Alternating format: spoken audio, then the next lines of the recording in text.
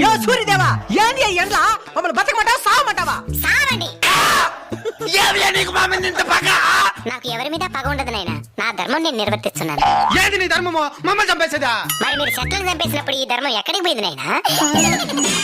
అట్లా నాకు తెలుసు. ఈ ఎండకి తలకు తోట్లు పడుతున్నాయి. మీరు వాడి ఏసీల వల్ల ఓజన పరికి ఎప్పుడో తూట్లు పడింది నాయనా. ఎండ ఎక్కువగా ఉంది, ఏసీ 2 పాయింట్లు పెంచు అని అంటారు గానీ ఎండ ఎక్కువగా ఉంది 2 చెట్లు పెంచుదామని ఏ రోజైనా అనుకున్నారా? అంటే అది చెరువులు కూడా ఎండిపోతున్నాయి స్వామి. నీళ్ళుండాల్సిన చెరువులో నిలువెత్తి బోడాలుంటే ఎవరేం చేస్తారు నాయనా? అడవులు కూడా ఎండిపోతున్నాయి స్వామి. మరి అక్కడే కదా నాయనా అపార్ట్మెంట్లు కట్టాల్సిందే. స్వామి ఈ ఎండ డాంచి బయటపడేదానికి ఏదైనా మార్గం చెప్పు స్వామి. వృక్షో రక్షిత రక్షిత.